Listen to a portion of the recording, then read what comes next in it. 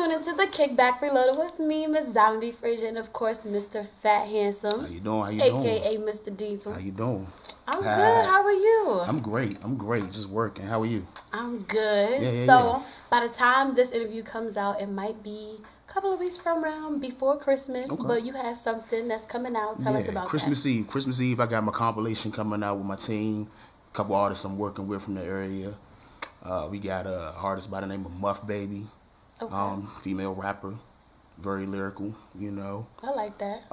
She's my protege. That's my protege right there. We got Nash on the project as well. He's been on my projects leading up to this one.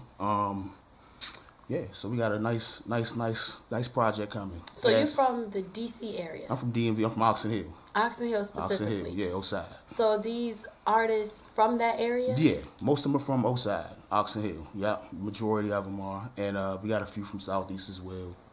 Okay. Yeah. So I did read in your bio that you're very knowledgeable about the DMV scene, who's popping, the trends, and what's going on. So we're going to get into that. Okay, we can do that. But first, I'll be looking through people's tweets, and I definitely was all up in your Twitter and like, look at you like, what did I tweet? Well, I'm going to definitely let you know what you tweeted, and I want some clarification. Okay.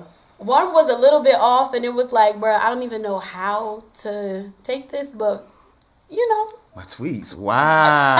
Oh, I don't know. They're old. I don't tweet too often. You don't. It's like it's hit or miss. It's like it'd be 2012, then it's like 2015, then it's like music, then it's like personal, then yeah. So I don't know what I this said. could tell us a little bit about you. Okay. All right, cool. So this tweet that I saw, it says, "How can you find love in another hairy sack? Shaking my head. I hate my job. Shaking my head." And like I was spending time trying to figure this out. Oh my goodness! But you know I got you here, so I don't even have to think. You could just tell me. Oh man, we breaking ice right now. Okay, so let me tell you, my job. I still do security at bars and lounges. Okay. And at a point in my life, I worked at a gay club. Okay. And it was just wild. It was wild. I did security there. It was just wild. So I saw certain things that made me question a lot of things at that time in my life. Like, whoa, what is going on here? Why am I even working here? Mm-hmm. You know what I mean? But I also started to understand that lifestyle a little more. Right. So that tweet that you got, I probably had just started working there 9 times out of 10, and I wasn't knowledgeable on the LBQT. I don't know exactly how to say it. The community though, I wasn't knowledgeable. So immature status at the time. So what was your status there? You were doing security there? I was doing security. Okay. Yeah. Head security there. Yep. So just being there and like seeing how people moving, you like, what's going on? And then it just made you be like, why am I even here? Yeah. Okay. I mean, I know I was there for the money, but still, like, how did I end up working at this specific location? You know what I mean? I had to question life for a second. Okay. What direction it was going into. And that's just being real. That's something new. I didn't know that. I don't know if y'all knew that, but like fun facts about, Mr. Fast. There you go. Yeah. All right, so to be completely honest, do you feel like rapping is your calling? Is that what you were put here to do? No. Okay. No. So is it something you just enjoy doing and it's like a hobby? It's something that I was put here to do, but not forever. I think that was the main outlet that I had. You know what I mean? But it introduced me to so many other aspects of music and of entertainment in general that I feel as though it was just the beginning. You know what I mean? So, to answer your question, no, I don't think that's my calling. So what do you feel like rapping is used for you to do? Like, what's the bigger picture? The bigger picture is to get a story across that no matter what's thrown at you, you never stop, you never give up. You know what I mean? Like I did sacrifice a lot to rap, but I don't think it was just to rap, because I do more than rap. I write for singers. I sang all my life. That's just something I chose not to pursue heavy as I did with the rapping. You know what I mean? So it was easy to understand once I got into rapping heavily. You know what I mean? Really taking it serious. Like, this is not for me, because I'm not a person that really wants the spotlight too much. Okay. That's why, you know what I mean? I don't want to be the biggest star ever as far as like rapping is concerned. That's not what I want. I don't like that type of attention. So why not take the route on being a motivational speaker and like going to different schools or community centers and getting your story across? Because I love music. Okay. That's one thing I do love I love creating music. Period. Just not just rapping, just creating the creative side of music in general. So that's the only reason I don't think. I mean, maybe I will go into that, but it's right now. I don't see that happening right this minute. You know what I mean? I think my story's far from over. It's just beginning. So I think I got to go through some other things first before I take that route. Okay. So I see your style. I watched, your videos. I looked through your Instagram, and you consider yourself a veteran. Like, it's something you've been doing. You pretty much know people. You're very knowledgeable about, the trends and stuff that's going on. So looking at mainstream artists right now, we have the colorful hair, we have the piercings, we have the face tattoos, we have the emo kind of thing, we have a consistent sound, and you tend to be in a category more with your influences like Twista, Pimp C, T.I., Scarface, and that kind of thing. So do you feel like in order to really get the masses that you would like, that you would have to transfer over? No,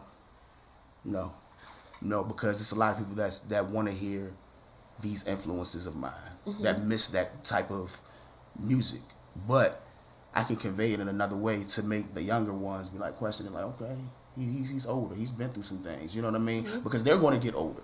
Right. The ones that are young now, they're going to get older, and their ears are going to change. They're going to want to hear something different. You know what I mean? I think I try to capture a lot of ears by production. If I can get your ears with the production, everything else I'm going to do after you hear that beat, you're going to enjoy, in my opinion. You know what I mean? To some extent. Whether it's the lyrics, whether it's the flow, the cadence that I use when I rap. You know what I mean? Maybe one line I said. Maybe you like my tag. I don't know. Right. So, it all depends. But, no, I don't think I have to cross over.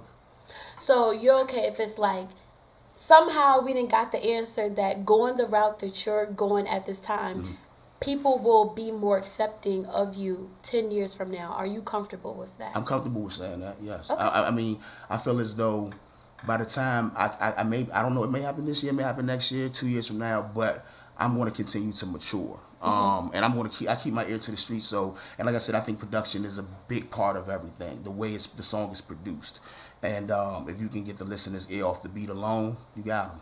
You know what I mean? Period. And a hook, of course. But right. 10 years from now, yes, it's safe to say that. It's safe to say that. Okay. So the artists that you've named, clearly they're from your area, and I'm not really knowledgeable about it, but that's why I love doing interviews, so I can get to meet new people, especially in the area, like kind of tap into it. So you knowing the trends and like what's popping on the DMV music scene, why not collab with those who are already kind of there? They don't like to reach out sometimes. You know what I mean? You can reach out a lot to certain people before they even get there. You know what I mean? And they're very reserved in that sense, where they won't work with you.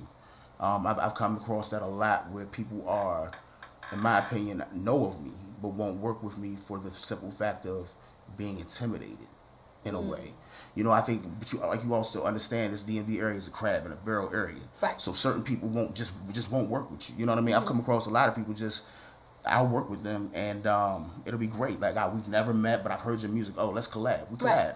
But then you have other artists that maybe are already at a little in a higher place than you, and you try to reach out, and they don't reach back out. So, and that's just off the humbleness before they reach it, or on radio, but you know of them. They might not be on radio yet, but you know of them. You know what I mean? Because the music starts to move around. You know what I mean? And it captures certain people's ears. You know what I mean? But I do plan on working with a few people that are in some good places right now, very soon. Okay. Very soon. So aside from people being intimidated by you or whatever you bring to the table, do you also think it has something to do with your social media following? Because now I think it does. I do. I think it does. I think that plays a big part. I think showing you when it seems as though you're popping, they'll follow more. Correct. It's easy. It's easier for them to feel like, okay, let's do this. You know what I mean? More so than your music. It might not even be what you do. You know what I mean? It might just be off the strength of how many followers you have. Period. That's cool. I understand. Look, he's shouting at us, telling we got time, but we're going to make sure we focus on him right now. Right. So, back in September, not too long ago, a couple of months ago, you did a DMV showcase. I did. Okay. Do you honestly feel like showcases are useful? I do. Okay. And how so? Number one, it depends on whose showcase it is and how well it's put together. That's first and foremost. And who's there. Who's there, meaning like, is it a crowd there? You know what I mean? You want to, and that's the most important thing. You want to gain new followers, new fans. So any opportunity to perform in a setting where there are new fans to be had, you want to do the show. So after you did that, do you believe like it actually helped you? Oh yeah. Every showcase I've done helped me. I've done a lot of showcases. They've all helped me in some way, shape, or form. One thing I can say is that connection, those connections built, that networking is important. You know what I mean? It's very important. And that's one thing I can say that I haven't done a lot of. I'm very reserved, like I say. So I don't like being in clubs. I've worked at clubs, so I don't like being in clubs. That's where I do my most work at. If I'm not performing, I don't want to be there. Right. I don't want to, for what? You know what I mean? I can play music in my own house. You know what I mean? I'd rather be in the studio because I'm always in the club working. But that's been used in a good fashion too, because I connect with people that way as well. Like, I met Pinky, Killer Corn, love her, when I was at a bar. I met her I was working at a bar security, and this is before she even started really going hard with her music. This is maybe like 2013. I asked her to be in my music video. She showed up to the set the next day and was in it. This is before I knew she rapped. Wow. I didn't even know she rapped. And she was like, yeah, I rap. And I checked out. I was like, oh, she got stuff with Shy Glizzy and this, that, and the third. But that humbleness, that's why I say sometimes you meet people and you just connect and they'll work with you. And that built a great relationship. But back to your question as far as the showcases. Showcases and shows are very important. Very important. That networking and also being able to showcase your performances. You know what I mean? That's very important. That's very important. It gives you practice. Practice makes perfect. Agreed. You know, you gotta get that stage presence together. You know? And the DMV definitely has a lot of talent just all over. Yeah. But I think one of our main issues is we don't have record labels here that are major. We don't have, real PRs that really have deep connections that can take you. We don't have really executives or people that's placing things together. We have so much talent, and it's like nobody really wants to help people because it's like, who gonna really help us, So do you feel like you would be in a better position to make it if you were outside of this area? No. Why? Because you're gonna deal with sometimes you're gonna deal with those same things everywhere else. You got people in other areas that are trying to do the same thing you're doing and thinking the same thing about their city. You feel me? Where there's lack of support. I think it's just I think it's worse here than anywhere else as far as that crab in the barrel mentality. But you go somewhere else, you're gonna deal with the same thing unless you already have those connections before you go out there. It's one thing to be brought out there, or then to just move out there and think you're going to do something other than what you can do in your city. Because you got to remember, you got a lot of people in your city that probably do support you that you don't know of. Right. You know what I mean? More so than you go somewhere else and you know no one. Correct. You know what I mean? So, no, you can't. You have to work your city. If they don't follow suit, they don't follow suit. But somebody's gonna like you. Somebody with you know what I mean, that has some insight. Somebody's gonna want to help you. I've had a lot of help just off the humble. I just met people and we clicked. And they started helping me. Like I just shouted them out on my Instagram a couple days ago. One of them I knew forever. The other two I just met off the humble through people, and they brought me in like I was family. So, no, you don't. I don't think that's the case. No. And I definitely got to give you your props. You are very, very supportive. You being an artist, like just going through most of your tweets, it's like you're posting somebody else's video, somebody else's song, and I think that's what we need a lot more of. And it's nice to be able to have someone like you that's in this industry doing that. That's something that's what I feel like my calling is, honestly. Being an executive, being an A&R, being a producer, behind the scenes, doing everything behind the scenes to make an artist or a label work. And that's why I feel like me doing my own music and trying to pursue my own music to just get my foot in that door. If I get one big toe in the door, I'm going to bring everybody else with me. Come on, let's go. Period. Because I don't want you to have to work this 9-to-5 job or hustle anymore when this is your calling. When I see that you can do this just like anybody else that's doing it. You know what I mean? So that's what I feel like my calling is, really. Okay. Like taking artists under my wing and just working with them, period. Even like I think that's been my hindrance because I tried to do it before it was time. and it hindered me from being able to pursue my career the way I need to get everybody there. Correct. So that's why I feel like that's kind of my focus now, to really focus on myself. Yeah, I got your back if you need help, but I got to really put the focus on my career right now, so that I can put everybody else in a better position. So. Well, let's get them there, because we need some help. Definitely. We need some help. Definitely. So we're going to get into a few more of your tweets, because Oh, man, we back to the tweets. We got to go back. I'm scared of the because, tweets, man. you know, I love giving the people an opportunity to talk and speak and to tell their story, but when you're not a celebrity, it's really hard. Of course. So if you do like a lot of interviews or a lot of appearances and stuff like that, then people already know, more about you. So, what you put on the internet is pretty much out there permanently. So that gives me some kind of insight on what to ask you, so you can kind of let me know something. Okay. Look, it's not nothing crazy. I don't know. We already got the crazy one out the way. All right. Well, I mean, I don't know. It gets wild. So this one, we're going to start off pretty easy. Okay. It says, if you met my mom and knew my dad when he was living, you see why I'm so cool. # the best parents. Okay. So what is your relationship like with your mom, and how is your dad living, and why would we think you so cool? Wow. Great question. My mom. I look just like my mom, number one. Everybody thinks we're twins, especially now that I grew my hair out. But we did not have the best relationship growing up, to say the least. But as I've gotten older, that's like my best friend, especially since my dad passed. It's my best friend. I can talk to her about anything. She doesn't sugarcoat anything. You know what I mean? Mama gonna tell you. Oh yeah, when I'm right, when I'm wrong. You know what I mean? But she's also very cool, very laid back woman, but don't play with her. You know what I mean?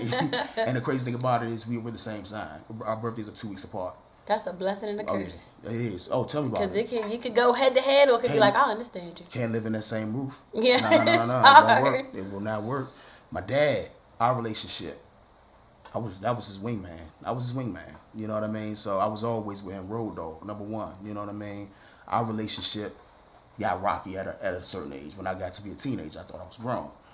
He wasn't having it. You know what I mean? He already wasn't having it. You know what I mean? But we had some spats, and I was just glad. I'm glad to say that we came to a point where we made up before he passed away. We got our relationship back on track before he passed away. So, but he was the coolest dude ever. You know what I mean? He was very cool, very cool guy. Barber. He cut hair, so he was all talking barber. You know what I mean? So he get you in that barber's chair. He got you. I hear that. That's it.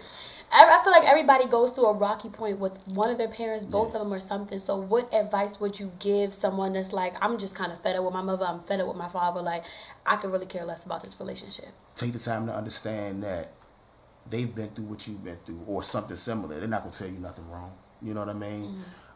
You only get one. They're not going to be around forever. That's very true. Learn to respect them, because I'm sure you play a part in it. You know what I mean? And just try to hear them out. Have a sit down with them. Let them know what's bothering you, and see why it is that you feel the way you feel. You know what I mean? Just try to work it out the best you can. That's the best advice I can give you. Just try to work it out. Okay. Try your best to just talk it through. I'm all for it. All right. So these next series of tweets,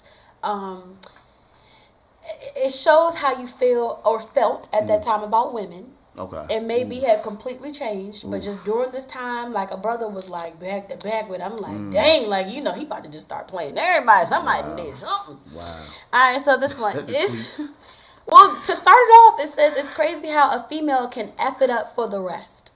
Okay. So that was October 15th, 2012. So tell us a little bit about that. Were you like in love, and this was like the first time that you really did right, and it just blew up in your face, and after that you're like, no, I'm good? I'll say that in a relationship you have things that happen over and over again, and you just get to a certain point where you just like, I can't do it anymore. Especially when you have put your all in. You know what I mean? It has been years you've put in. You know what I mean? Right. And you have dealt with certain situations that you never thought you'd deal with, and you handled them very well. You know what I mean? And you continue to push through that relationship because you felt as though that's the best person for you. You know what I mean? Yeah. So, and after dealing with that, you don't want to deal with anybody else on that level. At least at that time, you don't. Because that's you know what I mean? you thought was like it. Yeah, it. Right. You know what I mean? So, of course, you're going to feel as though, man, she messed it up for everybody else. Because now I'm not going to put my heart out there again. You know what I mean? Oh, yeah, I get into the relationship thing in my music a lot. That's something I do.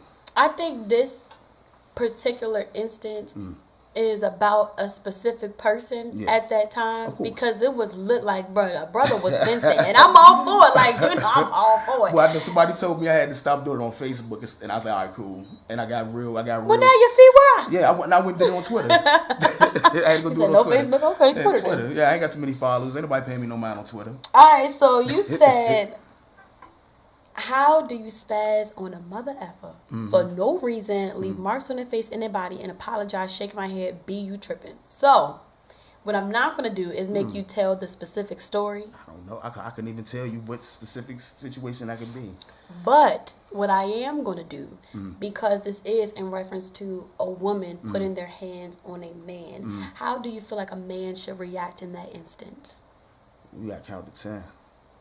You got to count to 10 and go sit down somewhere, man. You can't retaliate. You can restrain so that you don't get hit. You know what I mean? But you got to try to do that in the lightest way possible. You know what I mean? It happens. Let's say that for sure. We all know it happens. Where it's not just a male on female thing. It happens with a female on male thing. Females just lose it sometimes.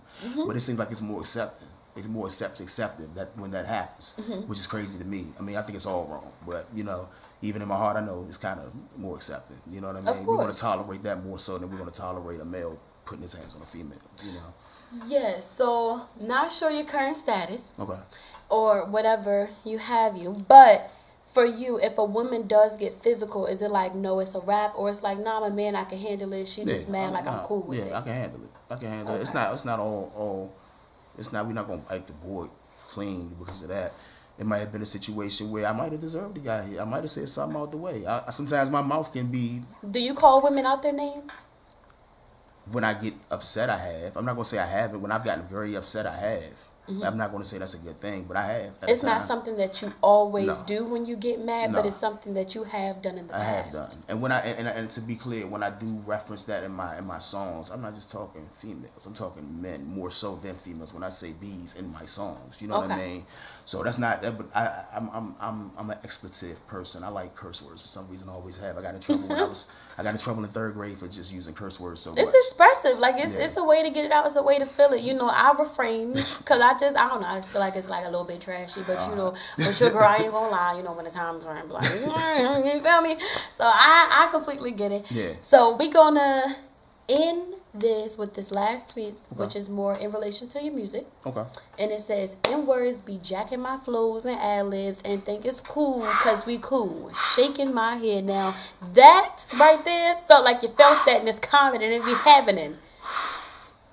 All the time. But everybody got to get something from somewhere. True. And they just had to get it from you. Well, no, I'm not going to even say that necessarily because it's some stuff that I borrowed from major artists. The way I may put it together is totally different. But then to sit there and hear someone... Hold on, let me ask you a question. When was that tweet from?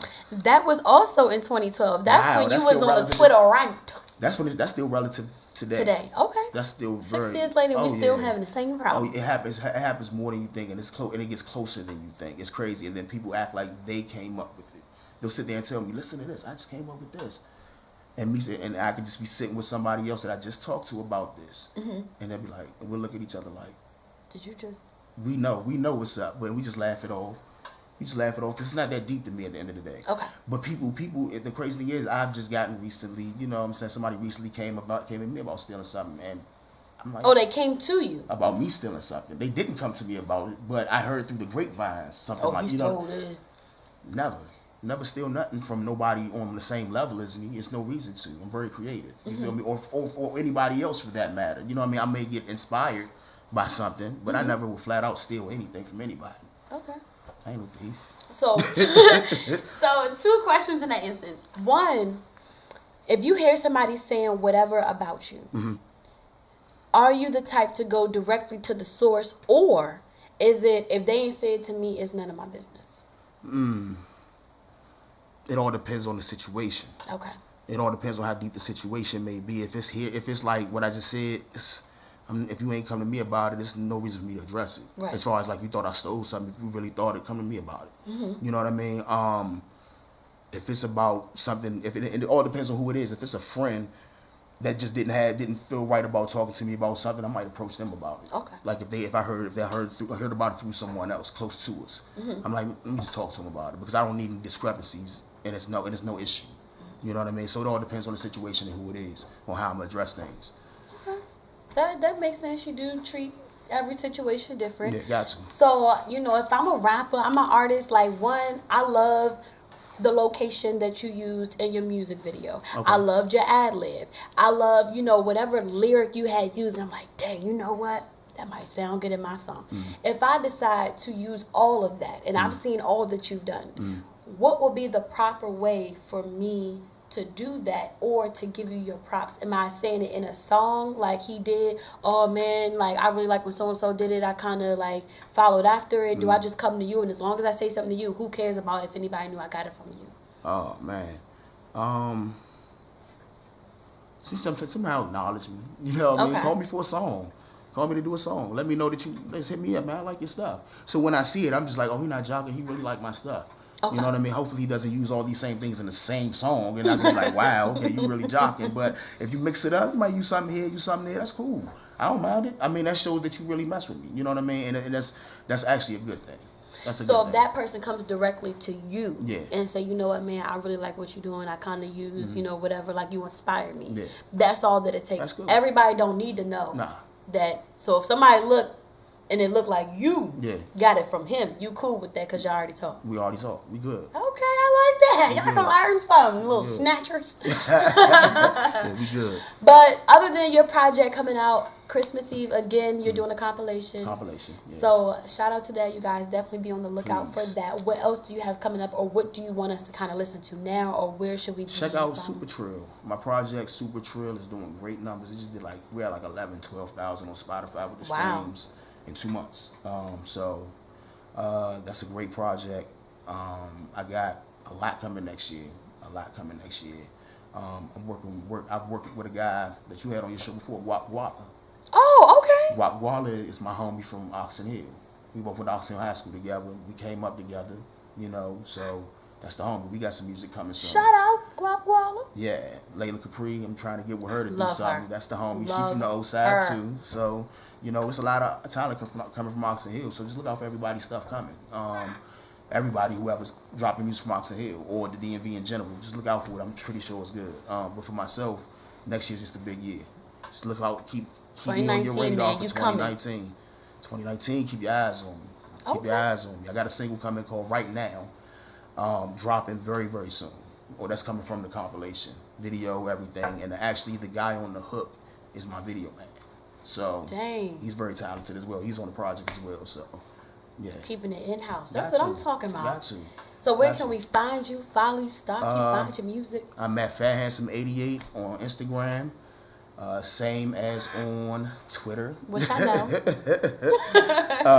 Fat Handsome everywhere. Everywhere is Fat Handsome. It's Fat Handsome on YouTube.